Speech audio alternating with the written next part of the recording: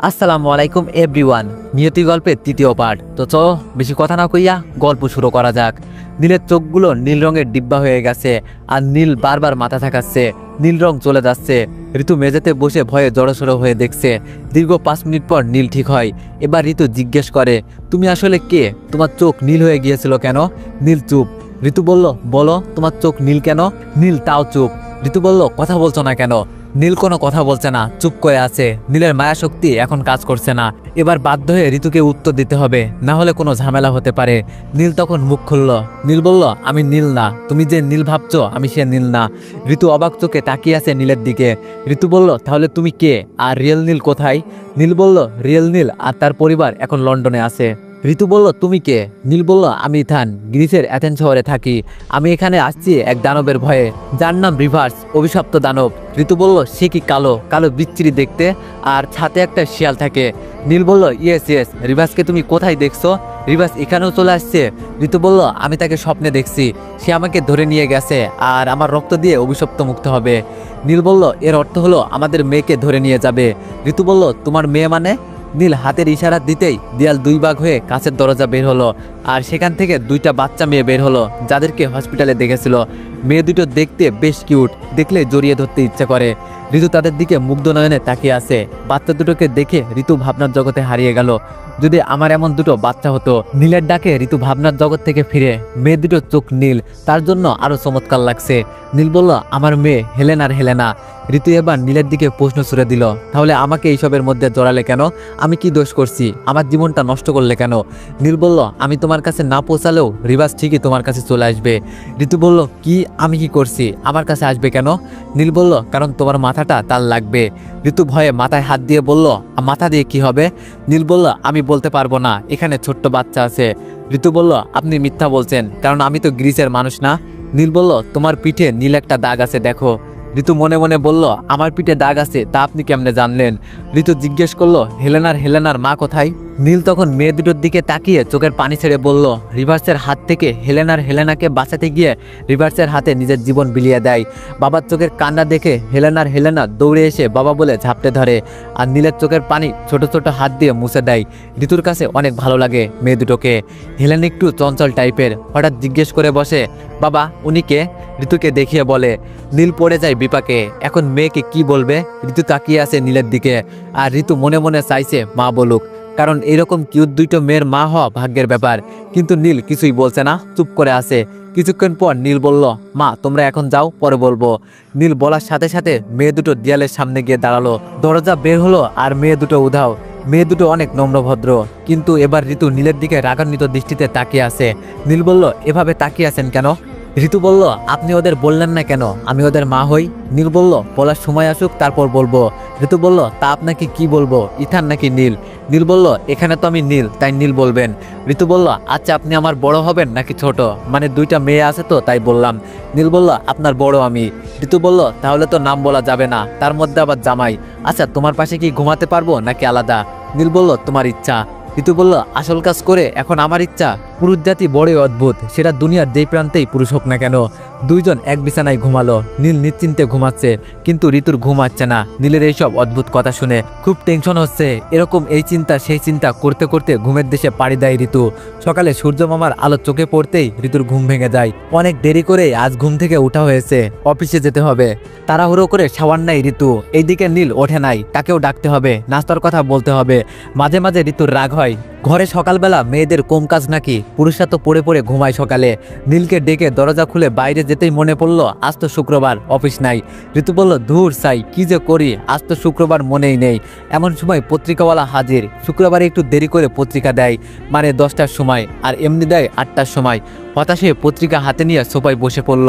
এমনি পত্রিকা পড়া হয় না শুক্রবার ছাড়া। পত্রিকাটা চোখের সামনে মেলে ধরতেই বড় বড় অক্ষরে লেখা, পুলিশের গাফলিতিতে অপরাধী পলাতক। বিস্তারিত পড়তেই ঋতু ঋতুর চোখ কপালে উঠল, কারণ যে পালিয়েছে সে রিভার্স। ঋতুর কল্লাতে হাত দিয়ে বসে রইল। কিছুক্ষণ পর নীলকে ডেকে তুলল। নীলের মুখটা আরো মলিন দেখাচ্ছে, কারণ রিভার্স বের হওয়া মানে নীলের খুনের নেশা বেড়ে যাওয়া, আর শারীরিক সম্পর্ক মানে ধর্ষণ। এই কথা ঋতু জানতে পারলে এক মুহূর্তে নীলের কাছে থাকবে না। ঋতু অফিসে ড্রেস চেঞ্জ করার জন্য অন্য রুমে গেল। ঋতু নিজেকে উলঙ্গ করে আয়নার দিকে মেলে দেখছে। হঠাৎ মনে পড়লো আমার পিঠে যে দাগ আছে তা কখনো দেখা হয় না।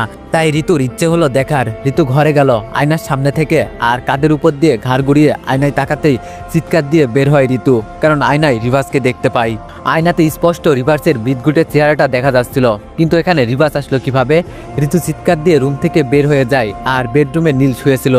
ঋতু চিৎকার শুনে নীল উঠে দাঁড়ায়, আর ঋতু এসে নীলকে জড়িয়ে ধরে। ঋতু নীলের বুকে মুখ লুকিয়ে আসে। এইদিকে নীল বারবার জিজ্ঞেস করছে, কি হয়েছে, এমন করছো কেন? ঋতু নীলের বুকে মুখ লুকিয়ে এক হাত দেখিয়ে বলল, ওইখানে সেই কালো লোকটা। নীল বলল, আরে কোথায়, কি বলো? ঋতু বলল, আমি নিজের চোখে দেখলাম আয়নায়। নীল বলল, আরে শোনো, ওঠো, আমি বলছি।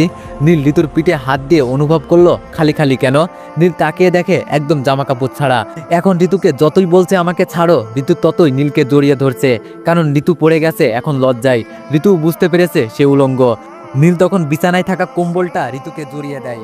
ঋতু লজ্জায় মাথা নিচু করে আছে। নীল বলল, রিভার্স তোমার আশেপাশে থাকলে তোমার পিঠে প্রচণ্ড ব্যথা অনুভব করবে, আর নীল রাগদা আরও উজ্জ্বল হয়ে যাবে। তুমি আয়নায় যেটা দেখছো সেটা হলো রিভার্স। তোমার পিঠে আয়না ধরলে রিভার্সের ছবি দেখা যাবে। এইদিকে গ্রিসের অ্যাথেন্স শহরের একটি মেয়ে ইথানের খোঁজ করছে। মেয়েটিকে তেমন কেউ চিনে না, তবে মেয়েটি যুদ্ধবিদ্যায় পারদর্শী, তলোয়ার চালাতে খুব পটু। আর এই অ্যাথেন্স শহরটা সবকিছু থেকে পিছিয়ে আছে বলতে আধুনিকতার ছোঁয়া এখনো লাগেনি বললে ভুল হবে, লাগতে দেয়নি সেখানকার ক্ষমতাশীল রানী এলিজা। অ্যাথেন্স শহর দেখলে মনে হবে সেই প্রাচীন জগতে আছে। শুধু অ্যাথেন্স শহরটাই এরকম, আর বাকিগুলো ঠিক আছে, শুধু ক্ষমতার বলে দাপিয়ে রেখেছে সেই প্রাচীন কাল থেকে। রানী এলিজার আগে রাজা ছিলেন অ্যাডাম হচ্ছে এলিজার স্বামী। রাজা অ্যাডাম মারা যাওয়ার পর এলিজার রানী হিসাবে দায়িত্ব পালন করেন, কারণ বংশের প্রদীপ নেই। অ্যাথেন্স শহরে মানুষ যুদ্ধবিদ্যায় পারদর্শী আর কালো জাদুতে ভরা। এর জন্য গ্রিসের সরকার তাদের বিরুদ্ধে কথা বলে না। দেশের গুরুত্বপূর্ণ কাজে রানী এলিজা হাজির থাকেন। ইথেনের বিশ্বস্ত গুপ্তচর খবর দেয় ইথেনকে যে আপনার শহরে আপনাকে কেউ খোঁজ করছে, কিন্তু সে মেয়ে। আমি দুঃখিত, তার নাম ঠিকানা জানতে পারি নাই, কারণ সে নিজেকে লুকিয়ে রেখেছে। মুখে মুখোশ পরা, যার জন্য আমি চিনতে পারিনি। যেহেতু অ্যাথেন্স শহরে মানুষেরা কালো জাদু জানে, তাই ইথেনের কাছে খবর পৌঁছাতে দেরি হয়নি। ইথান পড়ে গেল চিন্তায়, তাকে কে খোঁজ করছে, তাও আবার একটি মেয়ে। রিভার্সের কোনো সহযোগী নয় তো? এই কয়েক বছর তাকে কেউ খোঁজ করেনি, হঠাৎ তার খোঁজ কেন? বেলকনিতে নীল চিন্তায় ডুবে পায়চারি করছিল। এমন সময় ঋতু এসে বলল, কোনো কারণে চিন্তিত তুমি? নীল বলল, না, মিথ্যা বলল। ঋতু বলল, তাহলে এখানে? আচ্ছা, তোমার সাথে দেখা করতে ওসি আকবর এসেছে। নীল বলল, ওসি আকবর আমার কাছে কেন? ঋতু বলল, তোমার কলেজে নাকি খুন হয়েছে, তার তদন্ত করতে। নীল কোনো চিন্তা না করে চলল ওসির কাছে, কারণ নীলের তো মায়া শক্তি আছে, বশ করে ফেলবে একদম। নীল গিয়ে সোফায় বসলো। ওসি বলল, তার নীল সাহেব, আপনি ভালো আছেন তো? নীল বলল, জি ভালো, কি চাই? ওসি বলল, আসলে কিছু সাধারণ জিজ্ঞাসা আছে। জানেনই তো আপনার কলেজে খুন হয়েছে? নীল বলল, জানি তো। ওসি বলল, তো যখন খুন হলো তখন আপনি কোথায় ছিলেন? নীল বলল, কেন, ক্লাসে। ওসি বলল, কিন্তু নীল মশাই, ক্লাসের রেকর্ড বলছে সেদিন আপনি কলেজে উপস্থিত ছিলেন, কিন্তু ক্লাসে ছিলেন না, তার সাক্ষী আমার কাছে আছে। এইদিকে নীল মায়া করার চেষ্টা করছে, কিন্তু পারছে না। নীলের মায়া শক্তি কাজ করছে না, বারবার চেষ্টা করছে, কিন্তু কাজ হচ্ছে না। হয়তো ঋতুর সাথে শারীরিক সম্পর্ক করার কুফল ভোগ করতে হচ্ছে, হয়তো এর জন্য নীল তার মায়া শক্তি হারিয়ে ফেলেছে। ওসি আকবর ছেলেটাকে আসতে বলে, যে ছেলেটা নীলকে ছাদে যেতে দেখেছে ফারিয়ার সাথে, আরেকজনকে যে ছাদ থেকে নামতে দেখেছে ফারিয়া ছাদ থেকে পড়ার পর। এবার তো মনে হয় নীল খুব ভালোভাবেই ফেঁসে যাবে। কিছুক্ষণ পর ছেলে দুটো আসলো, সবকিছু খুলে বলল। ওসি একবার নোট করলেন, নীলকে অ্যারেস্ট করে নিয়ে চলে গেল। এই খবরটা আবার ফারিয়ার বাবা পায়। নিয়ে যাওয়ার আগে ঋতুকে বলল, এবার নীল সাহেবের ফাঁসি নিশ্চিত, কারণ মেয়ের বাবা প্রভাবশালী। নীল চিন্তায় পড়ে গেল, যদি তার মায়াশক্তি কাজ না করে তাহলে নীল শেষ। নীলের বিচার কাজ শুরু হয়। ফারিয়ার বাবার ক্ষমতার বলে নীলের ফাঁসির রায় হয়। বিচার, উকিল, সাক্ষী সবাইকে টাকা দিয়ে কিনে নিয়েছে ফারিয়ার বাবা। নীল যে খুন করেছে এটা চিরন্তন সত্য। ঋতুর টেনশনের শেষ নেই। নীল যে এত বড় একটা কাজ করবে তা ভাবতেও পারিনি। ঋতু আছে দৌড়ের উপর, কোনোভাবে নীলকে মুক্ত করা যায় কিনা। কিন্তু নীলের যদি কিছু হয় তাহলে মেয়ে দুটো শেষ। কিন্তু এইদিকে নীলের মায়াশক্তি কাজ করছে না, আর নীলের মায়াশক্তি কাজ না করলে নীলের নিশ্চিত মৃত্যু অবধারিত। নীলের সাথে জেলে দেখা করা নিষিদ্ধ করে দিয়েছে, ফাঁসির 20 মিনিট আগে দেখা করতে পারবে। নীলের গুপ্তচরেরও কোনো সারা শব্দ নেই। নীল বসে আছে জেলের এক কোণে অন্ধকারে। এমন সময় কে একজন আসলো, তাকে দেখে পুলিশ মনে হচ্ছে না। অচেনা লোকটি আলোয় মুখ নিয়ে বললেন, আমি ফারিয়ার বাবা। আমি জানতে চাই আমার মেয়েকে তুই কেন মারলি, কি অপরাধ করছিল আমার মেয়ে? হাতে একটা লাঠি নিয়ে জেলের ভিতরে ঢুকলো ফারিয়ার বাবা। নীল চুপ করে বসে আছে। ফারিয়ার বাবা আবার জিজ্ঞেস করলো, আমার মেয়েকে কেন খুন করছিস? বলেই ফারিয়ার বাবা লাঠি দিয়ে মারা শুরু করলো। কিন্তু নীল কোনো নড়াচড়া করছে না, মনে হচ্ছে নীলের শরীরে কেউ চুলকে দিচ্ছে এমন। নীলকে যে মারছে তা মনেই হচ্ছে না। মায়াশক্তি কি ফিরে পারছে, না এটা খুনের নেশা? নীলের চোখ নীল হয়ে যাচ্ছে, মনে হয় খুনের নেশা মাথায় চেপে বসছে। আজ এখন একটা খুন হবে, জেলে ফারিয়ার বাবা ছাড়া আর কেউ নেই, তাকেই খুন হতে হবে। নীলের মাথায় যদি একবার খুনের নেশা ধরে, খুন না করা অবধি নেশা কাটে না। নীল ঘাটটি ফারিয়ার বাবার দিকে ঘোরায়, তখন নীলের চোখ দুটো দিয়ে নীল ঝরছিল। অন্ধকারে নীলের চোখ দুটো জলজল করছিল। নীল ঘাটটা ঘুরিয়ে লাফ দিয়ে ফারিয়ার বাবার কোলে ওঠে। ঘাড়ের উপর দেয় এক কামড়, লাল টকটকে রক্ত পিক দিয়ে ইঞ্জেকশনের মতো বের হয়। নীল জেলের ভিতরেই কামড়ে কামড়ে ফারিয়ার বাবার দেহ থেকে মাথাটা আলাদা করে ফেলে আর লুটিয়ে পড়ে মাটিতে দেহটি। ফারিয়ার বাবা মাথাটা দেহ থেকে একটু দূরে পড়ে আছে আর মুখটা বারবার হা করেই যাচ্ছে। রক্ত নীলের ছেলটা একদম ভেসে গেছে। পাশের ছেলের আসামি যখন রক্ত রক্ত বলে চিৎকার দিয়ে ওঠে, ঠিক তখনই পাহারায় থাকা পুলিশগুলো দৌড়ে আসে। এসেই দেখে ফারিয়ার বাবার দেহটা পড়ে আছে আর তার পাশেই বসে আছে নীল। হয়তো জেল প্রহরী এত রক্ত কখনো দেখেনি, এই জন্য দেখে জ্ঞান হারিয়ে ফেলে। এই ঘটনা জেলারকে জানানো হয়, সে এসেই দেখে এই হয়েছে। জেলার এসে বললেন লাশটা গায়েব করে ফেলতে, কারণ যদি উপর মহল থেকে জানতে পারে যে জেলের ভিতরে খুন, তাও অফিসারের সহায়তায়, তাহলে সবার শাস্তি হবে। জেলার তাই লাশটা গুম করে ফেলতে বাধ্য হয়। কিছুক্ষণের মধ্যে লাশ গুম করা হয়ে গেল। নীলকে রাখা হলো আরো কঠিন ছেলে, শাস্তিস্বরূপ অন্ধকার ছেলে রাখা হয়। সেখানে নেই কোনো বিদ্যুৎ, নেই কোনো আলো। একদিন দুই দিন করে ফাঁসির দিন চলে আসলো। ফাঁসির 20 মিনিট আগে ঋতু আসলো দেখা করতে, কিন্তু নীল দেখা করতে রাজি না। ঋতু আছে দুশ্চিন্তায়, কারণ এইদিকে নীলের প্রাণ আর ওইদিকে নীলের দুই মেয়ে হেলেনার প্রাণ। নীল যদি দেয়ালের কাছে না যায় তাহলে কখনোই গোপন দরজা খুলবে না। এইদিকে নীলের ফাঁসি ডাক পড়ে গেল।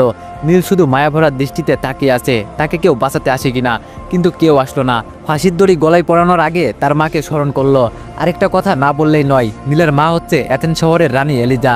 নীলের বাবা মারা আগ হতে নীল সহস্তারা। নীল হচ্ছে বাবা মায়ের একমাত্র সন্তান। রানী এলিজা ধরেই নিয়েছে তার ছেলে হয়তো বেঁচে নেই। নীল যদি বেঁচে থাকে তাহলে নেক্সট রাজা নীল মানে ইথান। নীল দাঁড়িয়ে মায়ের কথা ভাবতেই এমন সময় লম্বা লম্বা গোফলা একজন লোক আসলো। স্বাস্থ্যবান, যে কেউ দেখলেই ভয়ে আত্মা কেঁপে উঠবে। সেই লোকটি এসে হাত করার সামনে থেকে হাত দুটো পেছনে নিয়ে পুনরায় হাত করা লাগিয়ে দিল। তারপর কালো কাপড় দিয়ে মুখ ঢেকে দিল। নীলের মন এইবার বলতে লাগলো তাকে বাঁচানোর জন্য আর কেউ আসবে না। তারপর প্রাণ পাখিটা একটু পর উড়াল দিবে। তারপর ফাঁসির দড়িটা গলায় পরিয়ে দিল। তারপর জল্লাদ সময়ের অপেক্ষা করছে। এক হাতে রুমাল আর অন্য হাতে ঘড়ির দিকে তাকিয়ে আছে। হাত থেকে রুমাল পড়তেই দড়ি টান দিবে জল্লাদ। রুমাল হাত থেকে পড়ে গেল আর জল্লাদ দড়ি টান দিল। নীলের খেল খতম। অ্যাথেন্স শহরে ঘোষণা হলো ইথানকে চাই, জীবিত অথবা মৃত। যে ধরিয়ে দিতে পারবে তাকে 1000টা সোনার মোহর দেওয়া হবে। আর রানী এলিজা এটাও বলে দিলেন তাকে যদি জীবিত ধরা হয় তাকে মৃত্যুদণ্ড দেওয়া হবে। ইতিহাসের পাতায় লেখা থাকবে যে তার মা একমাত্র ছেলেকে মৃত্যুদণ্ড দিয়েছে। কিন্তু কেন, কি তার অপরাধ, তা এখনো জানা হয়নি। শহরে বলাবলি শুরু হয়ে গেল যে একজন মা কি করে পারে তার একমাত্র ছেলেকে মৃত্যুদণ্ড দিতে। নিশ্চয় এর পেছনে বড় কোনো কারণ আছে। মনে হয় রানী এলিজা বিয়ের পিড়িতে বসবেন, তাই হয়তো এমন সিদ্ধান্ত। এই বুড়ো বয়সে ভীমরতি ধরেছে মনে হয়। যে রাজপরিবারকে লোক কখনো আঙ্গুল তুলতে সাহস পেত না, সেই পরিবারের রানীকে নিয়ে সমালোচনা। এইদিকে ঋতু বাসায় বসে কান্না করছিল, কারণ নীলের ফাঁসি হয়ে গেছে। আর ঋতু এখন বিধবা, কিন্তু ঋতুর বিশ্বাস হচ্ছে না যে নীল আর নেই। ঋতু নীলকে অনেক ভালোবাসতো। এইদিকে ঋতু তার বাবা মাকে কিছুই জানায়নি যে নীলের ফাঁসি হয়েছে, কারণ ঋতুর জীবনে অনেক কিছু ঘটেছে আর সেইটা স্বপ্ন হয়ে গেছে। কিন্তু ঋতু ভাবছে এটাও যেন স্বপ্ন হয়, এই আশায় বসে আছে। রাত তখন 12:10 বাজে। নীলের ফাঁসি হয়েছে 12টায়। সোফায় বসে কান্না করছিল। হঠাৎ রুমের লাইটগুলো বারবার জ্বলছে আর নিভে যাচ্ছিল, কিন্তু একটা সময় লাইটটা অফ হয়ে যায়। ঋতু তখন সোফায় পা তুলে বসে। দরজাটা একাই খুলে যায় যেটা লাগানো ছিল। ঋতুর পিঠে প্রচন্ড ব্যথা অনুভব করছিল সেই দাগটাই। ঋতুর মনে হলো তাহলে কি রিভার্সের আগমন ঘটবে এখন। রিভার্সের কথা মনে পড়তে আরো ভয়ে জড়সড় হয়ে যায় ঋতু। এখন তাকে কে রক্ষা করবে? নীলও নেই। কি করে রিভার্সের মোকাবেলা করবে তাও বলে দেয়নি নীল। হঠাৎ একটি চেয়ার উড়ে আসে ঋতুর সামনে। তা দেখে ঋতু দৌড়ে রুমে গিয়ে দরজা লাগিয়ে দিয়ে আলমারির পিছনে লুকিয়ে পড়ে। দরজাটা আবার একাই খুলে যায়। কালো পোশাক পরা একটা লোক, তার হাত দেখে বোঝা যাচ্ছে সে অনেক কালো। তার মানে এই কি রিভার্স? ঋতু আলমারির ফুটো দিয়ে তার মুখ দেখার চেষ্টা করলো, কিন্তু দেখা যাচ্ছে না। সে এই দিক সেই দিকে তাকাচ্ছে, মানে ঋতুকে খুঁজে বেড়াচ্ছে। হঠাৎ আলমারির দিকে তাকায়, তার হাতটা উঁচু করে। আলমারিটা গাড়ির মতো একাই তার হাতের নাগালে চলে আসে। এমন সময় আরেকটি চুলওয়ালা হাত দেখা যায় আলমারির উপর। হাতে বড় বড় নখ, কালো পশমে সারা শরীর ঢাকা। আরে এটা তো একটা নেকড়ে। সে রিভার্সের সাথে লড়াই করে আর রিভার্স লড়াইয়ে পরাজিত হয়ে পালিয়ে যায়। তখন নেকড়েটি আলমারির ফুটো দিয়ে তাকায় আর আস্তে আস্তে পিছনে চলে যায় আর হাওয়াতে মিলিয়ে যায়। এমন সময় বিদ্যুৎ চলে আসে, রুম আলোকিত হয়ে যায়। ঋতু ভয়ে ভয়ে আলমারির দরজা ঠেলে ভিতর থেকে শব্দহীনভাবে বের হলো। বের হয়ে এদিক সেদিক তাকিয়ে দেখলো কেউ আছে কিনা, কিন্তু কেউ নেই। ঋতুর পিঠে যে দাগটা আছে সেখানকার ব্যথাটাও চলে গেছে। ঋতু ভাবলো যদি আজ নেকড়েটা না আসতো তাহলে হয়তো তার কল্লাটা আজ নিয়ে যেত রিভার্স। দরজায় টুনটুন শব্দ শুনে লাফ দিয়ে 10 হাত পিছনে যায় ঋতু। দরজাটা এভাবে এখন চিল্লাবে ভাবতেও পারে নাই। ঋতু আস্তে আস্তে দরজার কাছে যায়, ভয়ে ভয়ে দরজাটা খোলে। দরজা খুলে দেখে কেউ নেই। ঋতু তখন নিজের মাথাটা হাত দিয়ে ধরে, এই বুঝি রিভার্স আসলো। ঋতু তখন দোয়া দরুদ পাঠ করে হাতে ফু দিয়ে সারা মাথায় ফু দেয়। যেই ভিতরে আসে দরজা বন্ধ করবে এমন সময় একটা বুম করে ওঠে আর ঋতু জায়গায় অজ্ঞান। মেয়েটি ঋতুর বান্ধবী মিহি আর সাথে মিহির বর রাফি। ঋতু অজ্ঞান হওয়া দেখে মিহি চমকে যায়। ঋতু তো এত ভীতু না যে সামান্য বুম করতেই অজ্ঞান হয়ে যাবে। মিহি কি একা তার বান্ধবীকে দরজা থেকে বেডরুমে নিতে পারে? বিয়ের পর ঋতু খেয়ে মোটা হয়ে গিয়েছে। মিহির বর ঋতুর হাতটা ধরতেই মিহি দিল এক থাপ্পড় রাফির হাতে। মিহি বলল, তুমি কোনোদিন ভালো হবে না, ক্যারেক্টারলেস একটা। রাফি বলল, আমি তোমাকে সাহায্য করছি আর তুমি আমাকে চরিত্রহীন বলছো। মিহি বলল, তুমি কেমন তা আমি ভালো করে জানি, তোমাকে ধরতে হবে না। রাফি বিড়বিড় করে বলল, শুটকি নিবে আটার বস্তা। মিহি বলল, এই তুমি কি বললা? আমার বান্ধবী আটার বস্তা? এর মধ্যে জায়গায় বেজায়গায় চোখ দেওয়া শেষ। রাফি বলল, এ দেখছি শকুনের চোখ। মিহি বলল, দাঁড়িয়ে আছো কেন, যাও। রাফি বলল, তুমি আসলে একটু বেশি। রাফি গিয়ে সোফায় বসে রইল। মিহি ঋতুকে টানতে টানতে রুমে নিয়ে গিয়ে চোখে মুখে পানি দিতেই আমার মাথা বলে চিল্লাতে লাগলো। মিহি ভুরুকুচকে ঋতুর দিকে তাকিয়ে, তোর মুন্ডু তোর সাথেই আছে। মিহির কথা শুনে চুপ হয়ে গেল ঋতু। ঋতু বলল, তুই কখন আসলি? মিহি বলল, তুই তো আমার বুম শুনেই অজ্ঞান আর কল্লা কল্লা বলে চিল্লাচিল্লি করছিলি কেন? ঋতু বলল, তোকে পরে বলবো সব। মিহি বলল, তুই এত রাতে আমাকে আসতে বললি কেন? ঋতু বলল, কয়টা বাজে? মিহি বলল, 2টা বাজে। ঋতু বলল, নীলের লাশ এখনো আসে নাই কেন? মিহি বলল, কাল লাশ?